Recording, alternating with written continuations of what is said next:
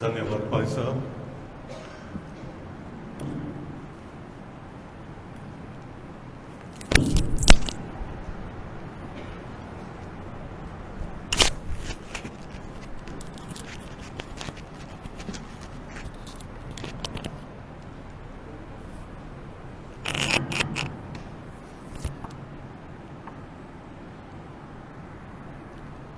हम प्रार्थना करेंगे। बोझ सबके गुनाह का उठा कर वो लिए जा रहा, बोझ सबके गुनाह का उठा कर वो लिए जा रहा। हे सर्वशक्तिमान पिता परमेश्वर, आप हमें ऐसी समझ, श्रद्धा, भक्ति प्रदान करें कि हम आपके पुत्र अपने मुक्तिदाता प्रभु यीशु मसीह के दुख भोग में साझी होकर उनकी कृपा तथा अपने पापों की मुआफ़ी प्राप्त करें। उन्हें हमारे पापों के कारण सलीब पर चढ़ाया गया। हम अपने पापों के लिए पश्चाताप करते हैं, हमें क्षमा कीजिए। आज हम लोग खुदावंद यीशु मसीह के सलीब पर कहे हुए जो 7 कलमे हैं उनके ऊपर गौर करेंगे। और जो पहला कलमा मैंने लिया वो है लूका की अंजील, उसका 23 बाब, उसकी 34 आयत, जहां इस प्रकार लिखा है, तब यीशु ने कहा, कौमा, इन्वर्टेड कौमा शुरू, आए बाप, कौमा, इन्हें मुआफ कर, कौमा, ये जानते नहीं कि क्या करते हैं, इन्वर्टेड कॉमा बंद, फुल स्टॉप।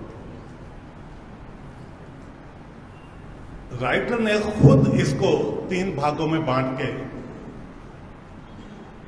लिखा है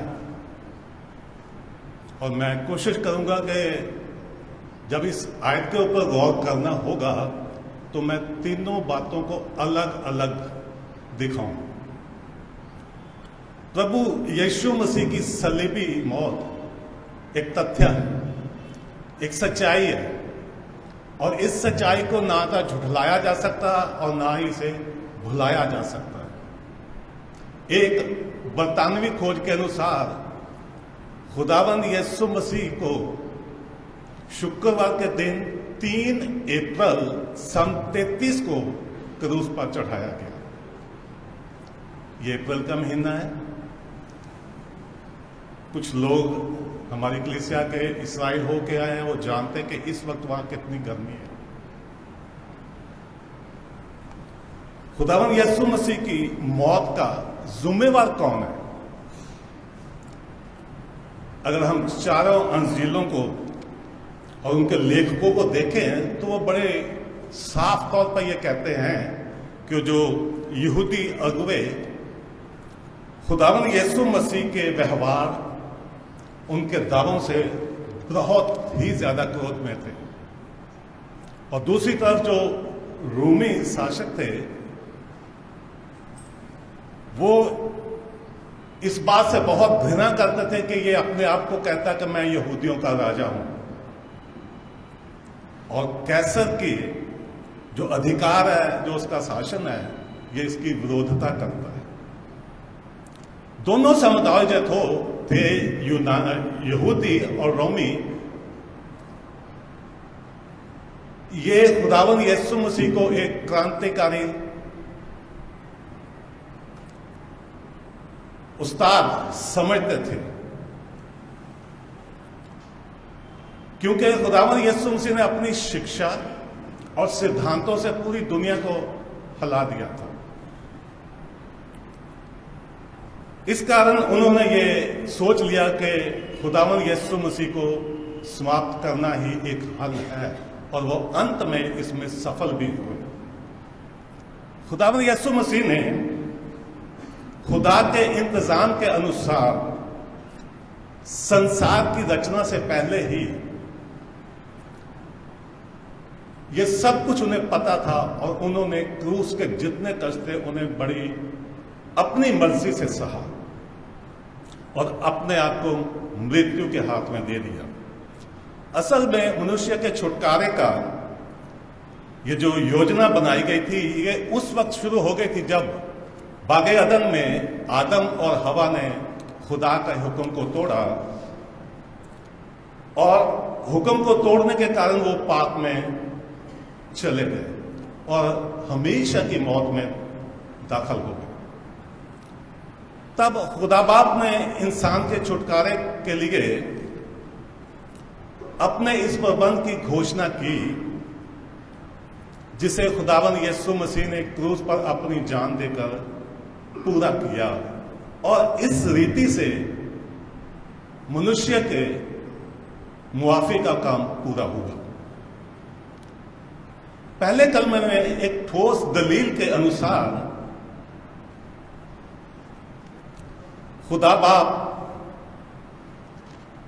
को बेटा ये कहता है कि ऐ बाप इन्हें मुआफ कर, और ये विनती करता है और खुदा उसकी विनती को स्वीकार भी करता है। यहां पर जो एक बात बहुत अहम है वो है ये कि जब खुदावंद यीशु मसीह को सलीब दिया गया उस वक्त वो किसी प्रकार का कोई गिला कोई शिकवा नहीं कर रहे। उस समय केवल वो खुदा से विनती करते हैं कि आए बाप मेरी ये सिफारिश जो है इसे कबूल कर लीजिए, और ऐसा हुआ। अगर इस आयत को देखें तो इसमें 3 हिस्से हैं। पहला हिस्सा है आए बाप। अगर मत्ती की अंजील उसका 6 बाब और उसकी 9 आयत देखें तो वहां लिखा है आए हमारे बाप तू जो आसमान पर है। अगर यूहन्ना 1 बाब और उसकी 12 आयत देखें तो वहां लिखा है परंतु जितनों ने उसे ग्रहण किया उसने उन्हें परमेश्वर की संतान होने का अधिकार दिया। यानी खुदावंद यीशु मसीह के द्वारा हम सब मसीहों का जो बाप है वो खुदा बाप है। प्रभु यीशु मसीह जब प्रचार का काम करते थे और लोगों को शिक्षा देते थे उस समय यहूदी हाकिम और महायाजक बहुत ज्यादा उससे घृणा, बहुत ज्यादा उससे क्रोध करते थे और उनके बहुत तरह के कई ऐतराज थे, जैसे कि वो गुनाहगारों के साथ बैठ के खाना खाता है, सब्बत के दिन शिफा देता है, किस अधिकार से शिक्षा देता है, उसने तालीम कहां से हासिल की।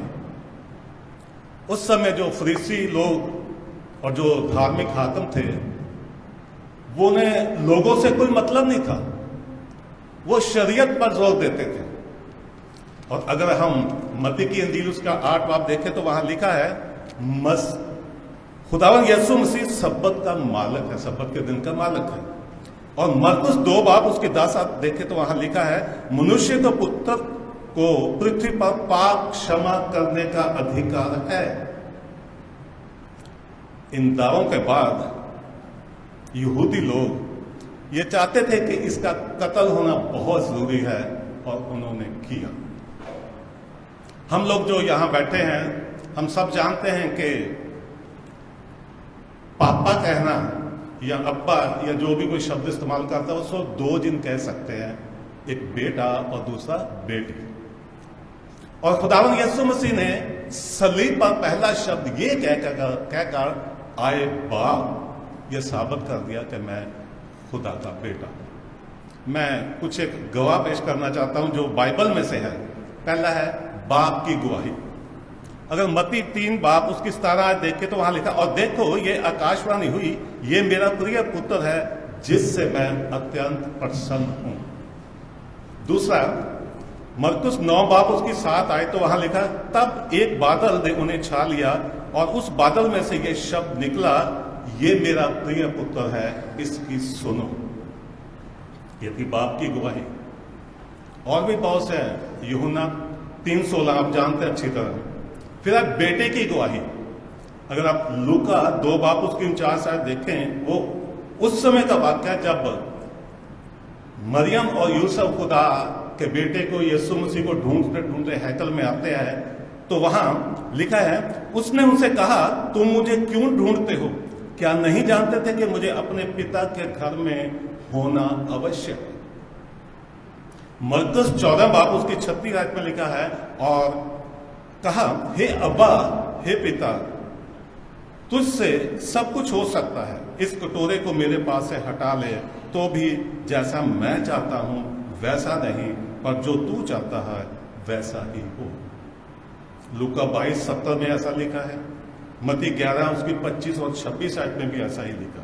फिर है जब्राइल की गवाही, लूका 1 उसकी 32 में लिखा है, वह महान होगा और परम प्रधान का पुत्र कहलाएगा, और प्रभु परमेश्वर उसके पिता दाऊद का सिंहासन उसको देगा।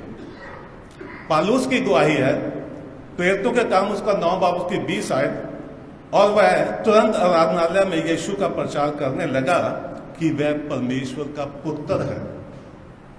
फिर है यूहन्ना बपतिस्मा देने वाले की गवाही, यूहन्ना 1 उसकी 34 में, और मैंने देखा और गवाही दी कि यही परमेश्वर का पुत्र है। नापाक रूहों की, बदरूहों की गवाही, मरकुस 3 उसकी 11 वहां लिखा है, अशुद्ध आत्माएं भी जब उसे देखती थी तो उसके आगे गिर पड़ती थी और चिल्लाकर कहती थी, तू परमेश्वर का पुत्र है। रोमी सूबेदार जो थे उनकी भी गवाही है इसमें।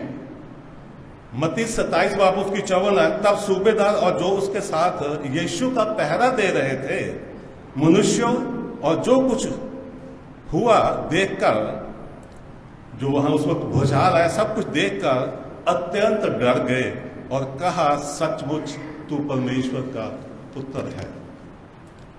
ये साबित करने के लिए, क्योंकि आजकल दुनिया में ऐसे लोग हैं जो इस बात का नहीं मानते कि यीशु मसीह खुदा का पुत्र है। और जो दूसरा हिस्सा है इसका, वो है इनको मुआफ का। मुआफी मसीह विश्वास का एक शुरुआती भाग है। अगर हम मुआफी से दूर है तो हम मसीही नहीं हैं। एक यूनानी शब्द है अपोलुआ, इसका मतलब है शर्त के साथ मुआफी। मुआफी तो है लेकिन शर्त है उसकी। और अगर हम लोग का उसकी 37 देखें तो वहां ये लिखी हुई है शर्त।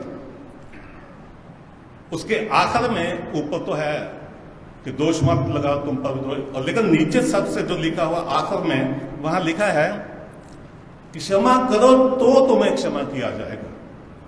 ये शर्त है साथ कि मुआफी तो मिलेगी, लेकिन पहले तुम भी ये सीख लो कि मुआफ करना भी है।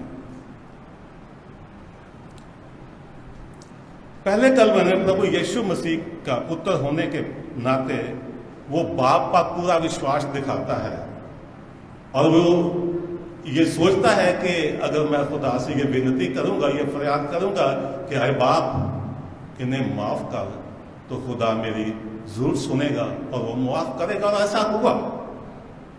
अगर हम यशाया उसकी 53 बाप और उसकी 12 देखें तो उसमें भी आखिर में ये लिखा, तो भी उसने बहुतों के पाप का बोझ उठा लिया और अपराधियों के लिए विनती की। ये एक भविष्यवाणी है जो पूरी हुई। खुदावन यीशु मसीह ने अपने मारने वालों के लिए विनती की। उस समय खुदा बाप वहां हाजिर थे। प्रभु यीशु मसीह अपनी जान का नजराना पेश करने से पहले जो उनकी रूहानी जिम्मेवारी थी उसे निभाना अपना पहला कर्तव्य मानते थे। प्रभु यीशु मसीह का यह कहना कि आए बाप इन्हें मुआफ कर, इसका मतलब है कि बाप इनके जो गुनाह है उन्हें मुआफ कर।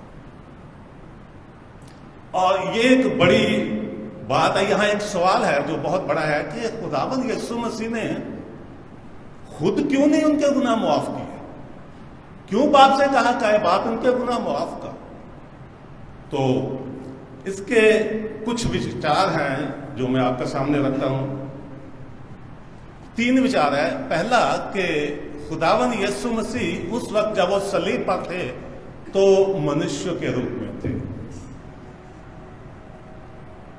खुदावन यीशु मसीह जब क्रूस पर थे तो उन्होंने जो ये कहा, आए बाप इन्हें माफ कर, तो ये बात बड़ी पक्की थी कि खुदावन यीशु मसीह का क्रूस पे जाना वो जानते थे। खुदावन यीशु मसीह का क्रूस के ऊपर जाना ये इंसान के पापों के छुटकारे के लिए था। और यह भी बड़ा जरूरी था कि उस वक्त मनुष्य का कोई इफ्जी बन के जो बेदाग होगा वो ही जाएगा ताकि लोगों के गुनाह माफ हो सके। और दूसरा जो था वो था खुदा बाप के बेटा होने के नाते उस वक्त वो पुत्र के रूप में था। अगर आप लूका की अंजील और उसका 15 बाब देखें तो उसमें एक जिक्र है उड़ाऊ पुत्र का। जब वो सब कुछ अपना लुटा के वापस बाप के पास आता है तो वो सबसे पहले कहता है, मैंने स्वर्ग के विरोध में और तेरी नजर में पाप किया। ये बहुत बड़ी बात है। अभी हमने देखा कि यूहन्ना की अंजील उसका पहला बाब उसकी 12 आयत में खुदावंद यीशु मसीह कहते हैं कि सब मसीहों का बाप खुदा है। तो उसने इसी को लेते हुए ये बात कही कि मैंने खुदा की नजर में और तेरे विरुद्ध पाप किया है। तो यही बात थी। खुदावंद यीशु मसीह के विरुद्ध पाप करना खुदा बाप के विरुद्ध पाप करना है। और इससे पहले कि खुदा का कहर अपने बेटे के जो शत्रु थे उनके ऊपर गिरता, बेटा ये सिफारिश करता है कि आए बाप इन्हें मुआफ कर। और जो तीसरी बात थी वो थी कि खुदावंद यीशु मसीह मिडल मैन के रूप में थे, एक वचोलिए के रूप में। अगर आप यूहन्ना 14 उसकी 6 आयत देखें तो वहां लिखा है, यीशु ने कहा, मार्ग और सत्य और जीवन मैं ही हूं, बिना मेरे द्वारा कोई पिता के पास नहीं पहुंच सकता। पुराने अहदनामे में बहुत से रास्तबाज हुए हैं, अब्राहम, सैमुअल, मूसा, लेकिन वो एक इंसान था। बेशक खुदावंद यीशु मसीह के पास ये अधिकार है कि वो मुआफी दे सकता था। और उसने जब वो अपने मिनिस्ट्री में थे तो उन्होंने ऐसा किया।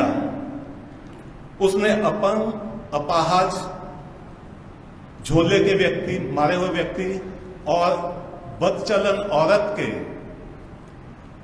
गुनाह माफ किए, क्योंकि उस वक्त वो खुदा के रूप में था और यहां पर वो इंसान के रूप में है। वो कामल इंसान भी था और कामल खुदा भी।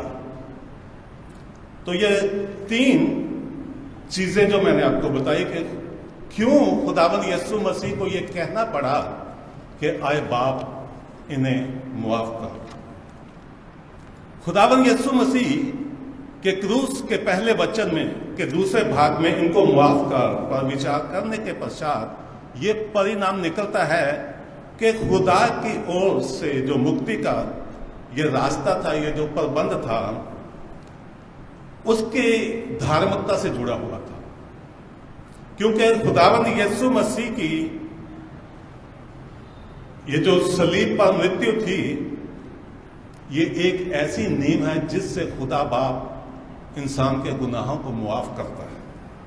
बहुत से लोग इस सच्चाई से नावाकिफ हैं, वो नहीं समझ सकते। इसलिए यीशु मसीह की क्रूस की मृत्यु को नहीं मानते। लेकिन सच्चाई को नकारा नहीं जा सकता कि सब वस्तुएं व्यवस्था के अनुसार लहू से पवित्र की जाती हैं और बगैर खून बहाए मुआफी नहीं। इब्रानियों 9 बाब उसकी 22 आयत में ऐसा लिखा हुआ है। और जो आखिरी तीसरा इसका हिस्सा है वर्ष का, वो है क्योंकि जानते नहीं कि क्या करते हैं। अगर आप प्रेरितों के काम उसका 3 बाब और उसका 17 आयत देखें तो वहां लिखा है, और अब हे भाइयों, मैं जानता हूं कि ये काम तुमने अज्ञानता से किया और वैसा ही तुम्हारे सरदारों ने भी किया। अगर पहला ग्रंथियों उसकी 2 बाब उसकी 8 आयत देखे तो वहां लिखा, जिसे इस संसार के हाकों में से किसी ने नहीं जाना, क्योंकि यदि जानते तो तजुर्बे प्रभु को क्रूस पर न चढ़ाते। इससे यह साबित हो जाता है कि यकीनन वो नहीं जानते थे। मान लो आप बाजार में जा रहे हैं, भीड़ है वहां, और पीछे से कोई एक पत्थर का टुकड़ा उठा के मारता है, आपके सर में लिखता है और उसमें खून निकलता है। लोग उसको पकड़ लेते हैं, पुलिस के हवाले कर देते हैं, पुलिस उसे कोर्ट में पेश करती है और जज के सामने हो जाता है। उसका वकील कहता है कि जज साहब ये पागल है, ये शदाई है, ये नहीं जानता कि ये पत्थर मारने से क्या हो सकता है। और पागल के ऊपर कोई भी धारा नहीं लगती। संत लूका अपनी अंजील में एक शब्द, यूनानी शब्द का इस्तेमाल करता, ओइडा, OIDE, और इसका मतलब है खुदाई ज्ञान, अनुभवी ज्ञान।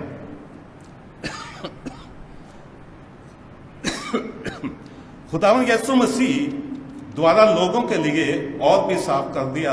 लूका ने अपनी अंजील में ये लिख के कि वह लोग ना तो खुदा के लक्ष्य को जानते थे और ना उसकी पर्सनैलिटी के वाकिफ थे। खुदावंद यीशु मसीह को सताने वाले ये जानते नहीं थे, वो समझते भी नहीं थे और वो देख भी नहीं सकते थे कि खुदा के ये जो मुक्ति का लक्ष्य है उनकी समझ से बिल्कुल बाहर था। खुदावंद यीशु मसीह का सलीब पर ये कहना, आए बाप इनको माफ कर क्योंकि ये जानते नहीं कि क्या करते हैं, खुदा के जो आली विचार थे उनको नहीं समझ सके और खुदावंद यीशु मसीह की निजात बख्श काम से ना वाकिफ थे। लेकिन आज के मसीह जो हम लोग हैं, जो बैठे हैं यहाँ, हम तो ये जानते हैं और हम ये कबूल भी करते हैं कि हमारा वो निजात देंदा है। ये जानने के बावजूद भी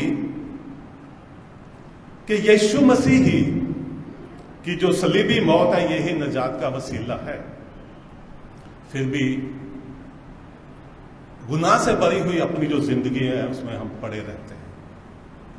यदि आज हम उससे दूर भागते हैं और ऐसे हम खुदा के बेटे का इनकार और उसको नापसंद करते हैं और खुदा के पुत्र को अपनी ओर से फिर दोबारा एक बार क्रूस पर चढ़ाते हैं और ये खुलेआम उसका अपमान है। इब्रानियों 6 बाब उसकी 6 आयत में ऐसा लिखा है। मसीह का विरोधी वही है जो पिता और पुत्र का इनकार करता है। जो कोई पुत्र का इनकार करता है उसके पास पिता भी नहीं, और जो पुत्र का इकरार करता है उसके पास पिता भी है। पहला यूहन्ना उसकी 2 बाब उसकी 22 और 23 आयत में ऐसा लिखा हुआ। ये बात सच और मानने योग्य है कि क्रूस का अनुग्रह अर्थात क्रूस की मुआफी का लाभ वो ही लोग उठा सकते हैं या उनको ही मिलता है जो ये समझते हैं कि खुदावंद यीशु मसीह की जो क्रूस की मृत्यु है उसमें हम भी भागीदार हैं। यीशु मसीह की सिफारिश ऐसे ही लोगों के लिए है कि ऐ बाप इनको माफ कर क्योंकि ये जानते नहीं कि क्या करते हैं।